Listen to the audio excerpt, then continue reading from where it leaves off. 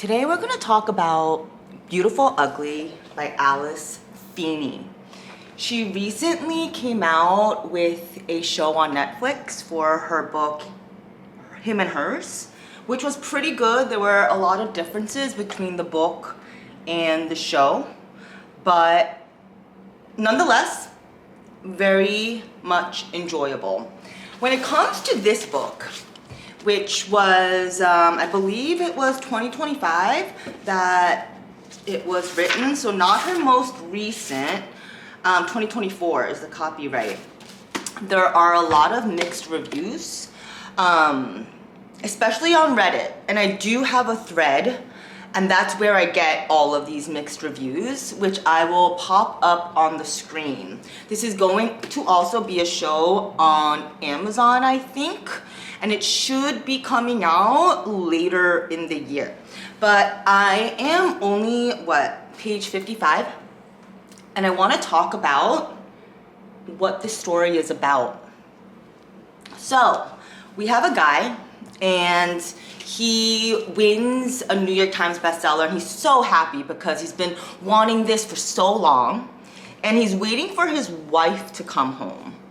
And while they're on the phone together and she's telling him that she's on the way, she sees someone in the street, and they're on the phone while she sees this, and he tells her to stay on the phone while she goes outside to check about this person she sees on the street. She didn't run her over, she just sees her lying down in the street. And he says he feels this serious tinge of this serious danger. She should not be doing this. And sure enough, she disappears. She leaves the car. He's listening to the phone, which is popped into, I guess, the phone holder within the car. And then he hears someone get back in, but he doesn't recognize the breathing, and it's definitely not his wife. So his life is destroyed, but a couple of interesting things, and it reminds me of Gone Girl. I really hope this book is not super predictable, because one of the main comments is that the ending is a cop-out, and to my avid readers, that just makes me, I never look at thrillers, I love them. I don't look at them as meaningful books though, I just look at them as a fun time. So we together are going to see where this goes. But anyways, what she does that's very suspicious is he notices that a lot of money was taken out right before this incident. And 1 year later, it's still not resolved, and now he is not doing well. He's obviously grieving, and his book deal is just non-existent, and now he goes to his publisher, who he met through his wife. So they're both grieving together, and even though she's a super fancy woman, she understands him, even though he feels that no one else is. And she offers him a place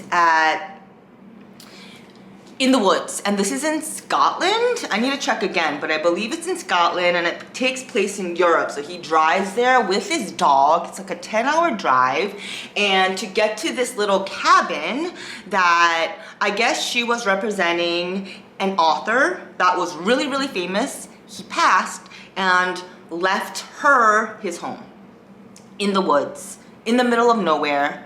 And this island is really, really isolated, and there are not that many people on it. You have to take a ferry. And so he gets there, and he realizes that he just missed the ferry, so he has to sleep in his car at night with his dog. Gets to the house, and one side of the house is all glass, and it's facing the sea, and the other side of the house is normal. I can't remember what it's made out of, but it's not made out of glass. So he comes in, and it's pretty clear that even though it's supposed to have been empty for a really long time since this old author, writer had passed, that someone else is there. It's really clean, but he doesn't think about that. I'm pretty sure as a reader, it's really obvious that there's someone else living there. And I wonder, is this the wife? I don't know. I don't know. He gets to the house and he's loving it. He's like, wow, like it's so peaceful, it's so nice. And apparently he's a drinker too, so he goes to the stash and drinks all this expensive stuff because he's been broke for a while and he hasn't been able to drink the fancy stuff.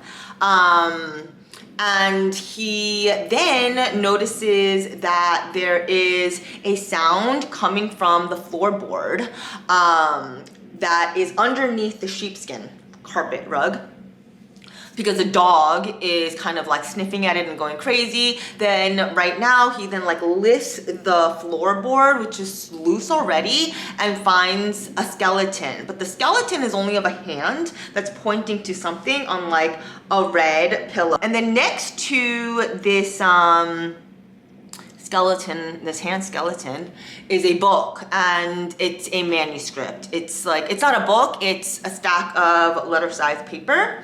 And the publisher had told him like, hey, I'm gonna give you 3 months to write a book, like please go ahead and do it. Also, he got an advance for part 2 of a book, the book that he had won the New York Times bestseller for, but he just hasn't been in a mental state to write at all. So at this point, we find the book, he reads it, and now he doesn't know what to do with it, but he says it's the best thing he's ever read. Now, it goes into the wife side, Abby. And I'm just gonna read you the first paragraph because there are definitely Gone Girl vibes, and you tell me if you agree. Trapped. So the chapter's called Definitely Maybe 1 week before she disappeared. Trapped, that's what I am. The woman I have come to speak to calls me by my maiden name. And the sound of it surprises me, as though it is something I have forgotten. At work, I'm a different version of myself, someone confident and well-respected, but at home, I am just the wife. It's like I am playing a role I didn't audition for, but nobody tells you that the script of your life sometimes changes when you say, I do. I feel like I lost part of myself when I got married, as though once he had me, he didn't want me anymore. It's as if I'm invisible. So she clearly wasn't happy. We all know there was money missing soon before the accident. Guys, I forgot something that's very important, and it's that while he's on the ferry to this island, he thinks that from the opposite side of the ferry, he sees his wife. So this is a reoccurring theme, that this woman in the red coat, similar to that weird voodoo doll that was left in the car at the time of her disappearance, he keeps seeing her. And then he sees her again when he's on the way to the home on the island, as the ferry driver is also driving him. And he gets out of the car because he's freaking out, and then he goes into the grocery store that he sees the wife from the car in, and then he realizes it's not her. So that's very important, and I forgot to mention that. We were on page 54 yesterday. Today we're on page 209, and we're going 1 week, again, before she disappeared. This gives me a lot of Gone Girl vibes, but there's a lot that's happened. I'm gonna read it to you. Have you told anyone else that you want to leave your husband? Hearing the woman in black say those words out loud makes the concept more real, which makes the idea more frightening. I shake my head. I haven't said a word to anyone about it because it's nobody else's business. Do you think he knows? She asks. This is a difficult question to answer. I know he knows I am unhappy. But I've been unhappy for such a long time. Maybe he doesn't notice anymore. Maybe like me, he finds it so hard to imagine us being apart when we've been together for so long. So it doesn't occur to him that I might actually leave. You sound as though you have already made up your mind. I know, but then why talk to me about it if you have already decided? It's a good question, and there are a lot of answers. I only give her one because I'm scared. When I spend too long thinking about how and why our marriage unraveled, my memory tends to wander to happier times. We weren't always the us we are now, which is probably why I am so afraid of walking away. What if I never meet someone who can make me that happy again, because we were happy before? Nobody has ever made me happier than he did, but nobody has ever made me feel this sad either. Is being with someone who used to love you better than being alone? A few months ago, he said he found the perfect property for sale. Fixer-upper was an understatement. The location was great for him, not so much for me, but being a little further out meant we got more for our money. So I'm gonna stop right here and go into also a letter that was just sent to him from Kitty, who is the person who gave him access to this house, the publisher. And it's very short, and it only says a little bit about how the people on the island are not what they tend to be. And there is a lot, you guys. There is so much that happened on this island in the last 150 pages. And I'm gonna try to describe it as chronologically as I can because it's very hard for me to remember. But let's start with him going to, if you remember, there was a driver and her name is Sandy, and she is also the policewoman on the island. And she mentions to him, hey, you need to come to dinner at my sister's house. She loves writers. I will not take no for an answer. So they end up going, and he finds out a couple of things. In the beginning, Sandy mentions there has never been any crime or reason, at least for, police activity on the island. But he finds out that a year ago, which is also when his wife disappeared, there was a woman on the island that went missing. And there was a man that washed up on shore and he didn't have a hand. So then he's like freaking out. He's like, oh my gosh. And he tells them, hey, I found underneath the floorboards a hand, a skeletal hand on a red velvet pillow. So Sandy's really curious and she tells him, hey, I'm gonna drive you back to your house. Let me see it right now. So then they go to the house and the hand's not there.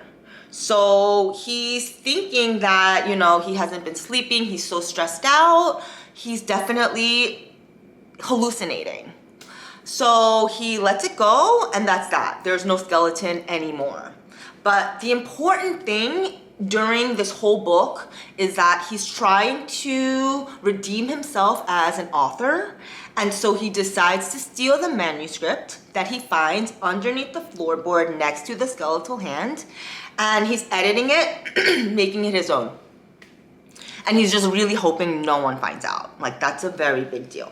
But it was not published, so he's thinking he's all good. He starts getting little letters underneath his door, and they're articles that used to be written by his wife.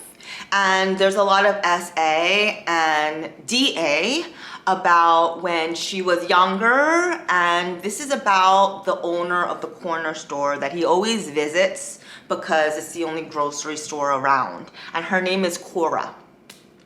And apparently she was fighting against a domestic abuse situation, and then she's the one that went to jail when really he should have been the one too. Later on she gets out, and that's that. So there's just a dark history that is hidden.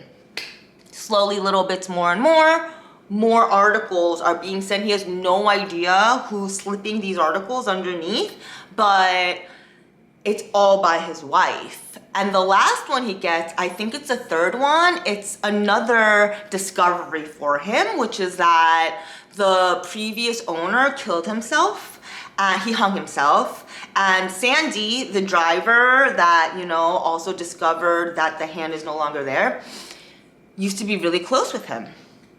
And he's just kind of surprised and taken aback because no one told him this before.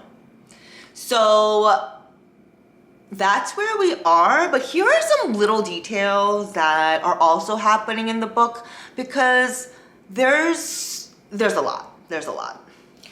One, everyone in the neighborhood, they know he's writing a book. So whether he's at the butcher shop or he's at the library, wherever, they know he's writing a book, and they're always saying, good for you, good for us, which is a little bit strange. Second is that there was another occurrence a while ago where 13 kids were killed on the island, one of them being this Sandy woman's child. The third is that He, in addition to seeing his wife everywhere, he starts, there's a library with a phone in it, but it's kind of a converted phone booth, and the phone no longer works because he goes in there initially to call Kitty to update her with everything and realizes it's a dead phone. But on his way out from the grocery store or the corner shop, it starts ringing. And of course, it's his wife, and she keeps telling him, like, why didn't you come get me? Why didn't you save me? And he keeps, you know, where are you? Where are you? So he's hallucinating and he's hearing things at this point, but he's just not sure. And another thing is this Cora woman that his wife clearly wrote an article about, suggested some tea because he has a lot of insomnia and he can't sleep. And he takes it, drinks a bunch of it, but later he finds out that it makes you hallucinate. So there's a lot of devious activity happening, and he's discovering things little by little. I don't know, but the newest crazy thing that happens is he's driving with his dog, and he's always driving with his dog. But right now, he is eager to get off the island or figure out how to, because no matter who he asks, no one will tell him how to get off the island. It's almost like they want to trap him there. And he gets into an accident. He looks to see who he bumped into. It's someone that was on a bike, and it's his wife. Like, this time he's not hallucinating, he's not seeing things. It's his wife. So it's kind of like anticlimactic for some reason instead of a big moment, and they interact, and the only difference is that she doesn't know who he is, she doesn't recognize him, and her eyes used to be blue but they are now brown, and she owns a pottery shop and she makes pottery. That's where we are right now. We will come back with part 3, but I'm just curious as to how bad this is going to end up in terms of how bad of a book. Because right now, in terms of reading it, it's enjoyable. I find it very quick to read. It's just, I'm curious why everyone on Reddit is saying this is so predictable and so bad. He finds out that Sandy used to be so close to the person that used to live in the house. He goes to find her because he also finds out that she used to read all of the manuscripts before publishing. And so he needs to make sure that she does not know about this book that he pretty much plagiarized. Everyone tells him that she is in this cave. He goes there, finds her. She's getting really drunk, crying, telling him about the incident with the kids, and now she's missing. So he goes back to the sister's house with the wife that he found that no longer remembers him, and they're trying to figure out what happened to her. And he goes to the house where Sandy's sister lives again because they're looking for Sandy, and he sees all of these pictures of his wife when she was younger. So he just doesn't know what to think, but there's clearly a connection with his wife that disappeared and this family that is always around the corner somehow. There's a lot going on, and maybe that's why people are they just think it's a cop-out. Like, just because it's a twist doesn't mean that it's necessarily good, because there seems to be a twist in like every single chapter. So he finds out that his wife is married, and he goes to find what he thought was going to be her husband, and then he finds out it's a woman. And when he gets there, he shows her a picture that he had picked up from the pottery place. But when he shows her, like, hey, this is my wife, he realizes, and what's annoying, and maybe this is a frustration, you cannot trust the narrator. I do find it really frustrating that, yeah, you do understand that this guy is a heavy drinker, but if I cannot trust his narration and he didn't actually see his wife, it just confuses the whole storyline. But anyways, he goes to the corner shop again. You realize this is like the one place he goes to often. And then he asks again, like, I need to get off this island. Please, can you give me the times? And she says, no one's gonna get off this island for a really, really long time. And he asks why, and she says, because Sandy's dead. And Sandy's the person that was also driving the ferry. But he finds himself so happy because she's also the one person that would have known his book was plagiarized. This woman at the corner shop tells him that there was one before him, meaning that there was the author who the cabin belonged to that passed. He killed himself, we found out in part 2.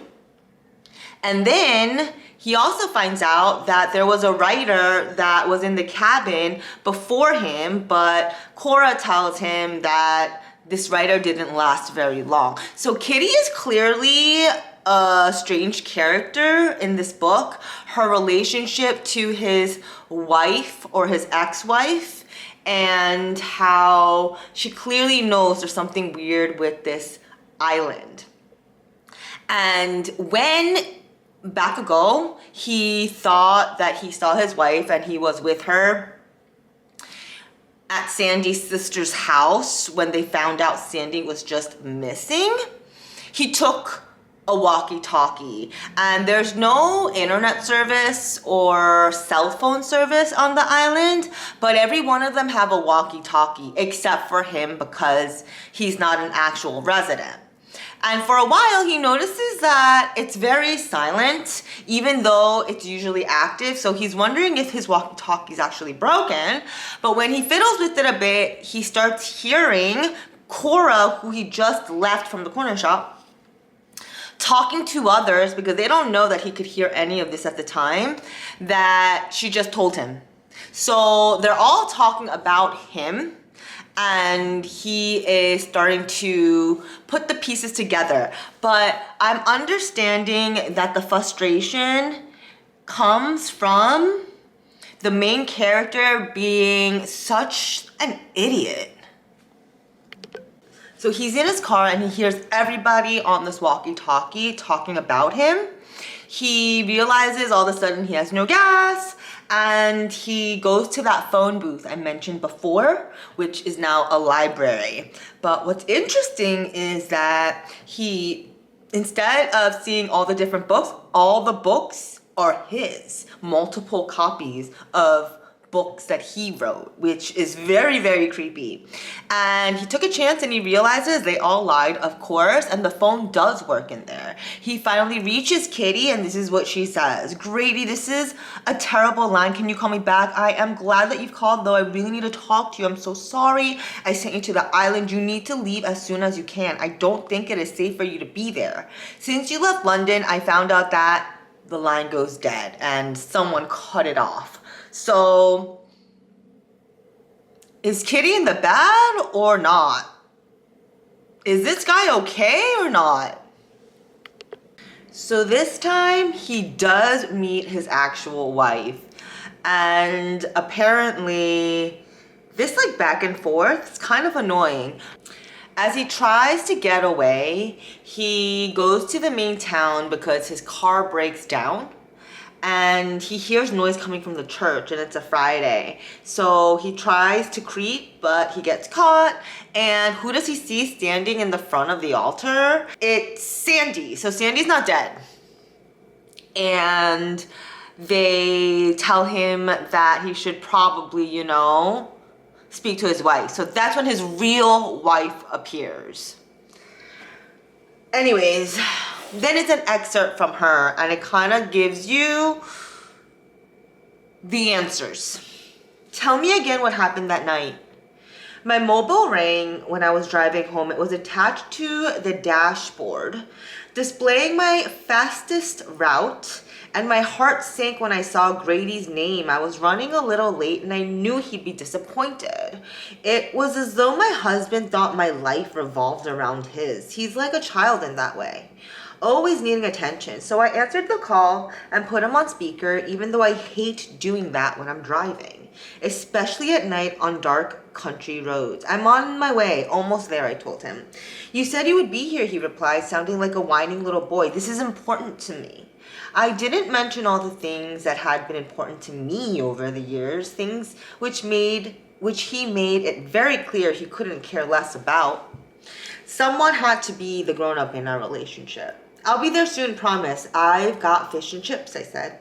Fish and chips had become a bit of a tradition. It's what we ate on our first official date and when Grady proposed a few years later. When we moved into the cottage, we ate fish and chips sitting on a sofa surrounded by cardboard boxes, and it was what he bought me for dinner to celebrate when I got promoted at the newspaper. A job I used to love, but he always hated.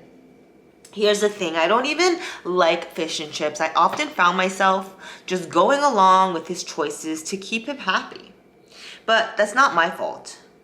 Oh, but that's my fault, not his.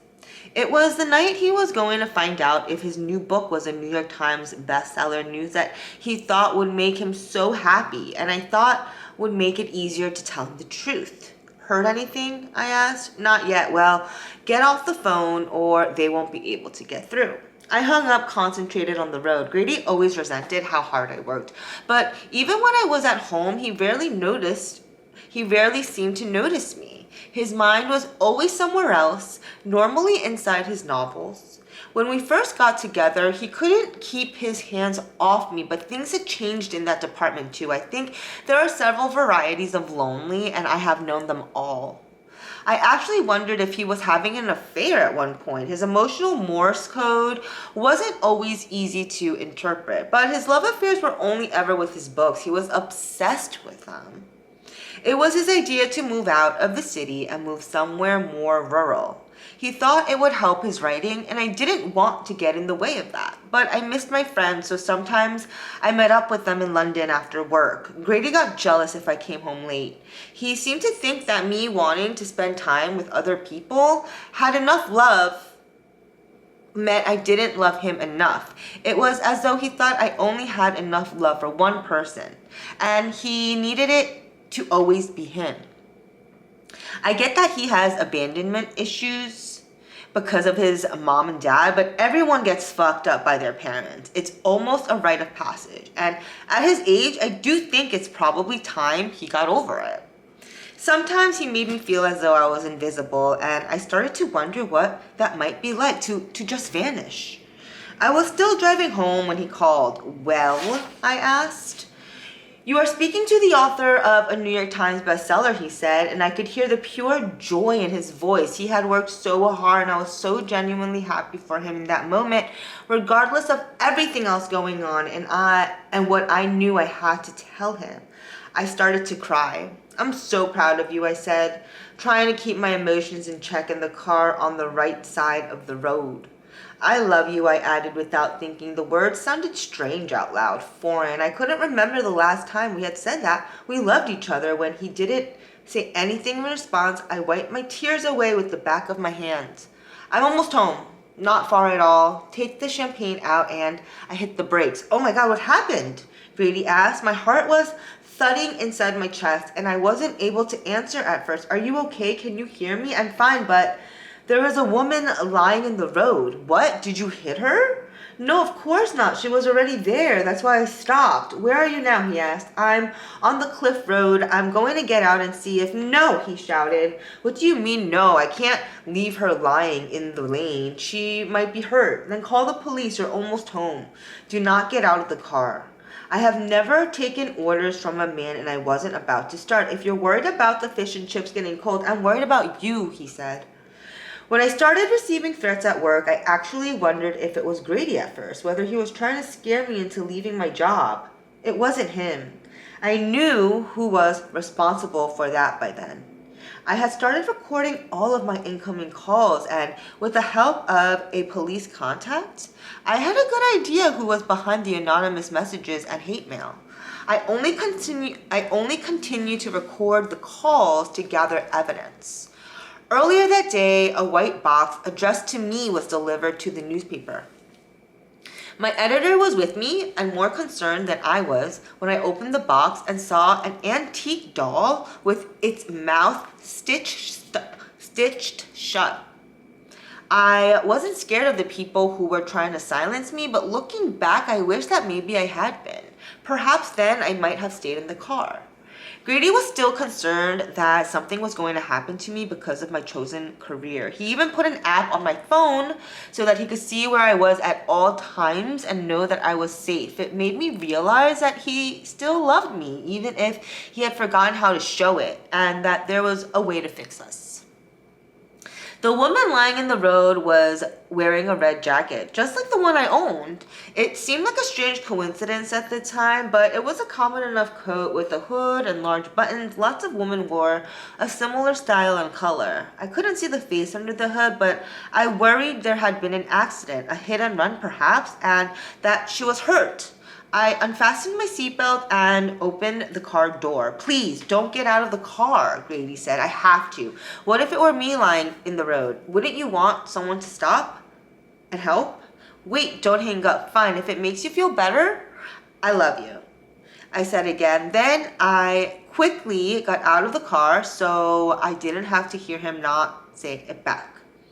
It was cold and dark and it had started to rain. We weren't as happily married as Grady thought we were, but all I wanted was to go home and be with my husband. I was tired after a long day at work and several sleepless nights spent worrying about what I needed to tell him. I had planned to tell Grady the following day and let him enjoy the success of his book that night. I didn't want to spoil his big moment. I had been lying to him for some time by then, and there were things I knew I needed to say. But because of what happened next, I never got to tell him at all. The noise of the waves crashing against the cliff down below sounded like a warning. Something instinctive was silently screaming at me to turn back, get in the car, lock the doors, and drive home, but I didn't do that. My conscience wouldn't allow me to walk away from someone in trouble. I suppose they knew me well enough to know that about me. When I finally saw who was lying in the road, I felt confused. Then I felt afraid, but it was too late.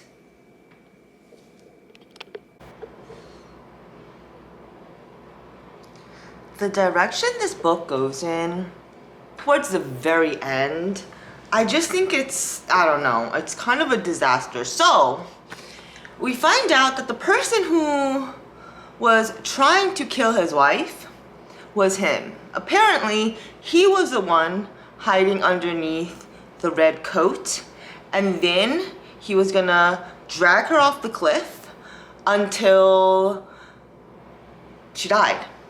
And when he did not successfully kill her, that's why he was freaking out for the year after, because he just didn't know if he got away with it.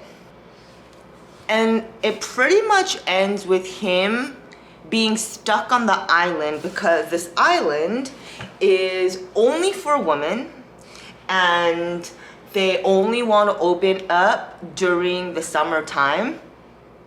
So they need a way to make money. And that's why they always have a full-time writer. And this writer has to be on the bestsellers list in order for there to be enough money being made to support the island. So at the end, he's on the island and he's writing, and his wife mentions, "Hey, isn't this what you wanted? You wanted to just be a bestseller." But he wakes up and the last page of him is him getting buried alive. But it's really hard to tell if, again, you can trust his narration because he's really in and out. And I think the storyline is just so tangled and there's too much going on. It's really when someone truly thinks a twist and a turn is all that's gonna keep a reader hooked in versus an actual storyline that linearly with, different branches coming in and out flows. That's what I think of Beautiful Ugly. We all know the story now, and people have also mentioned that it will be a better show than this book. I will definitely watch it, and I'll see you guys later.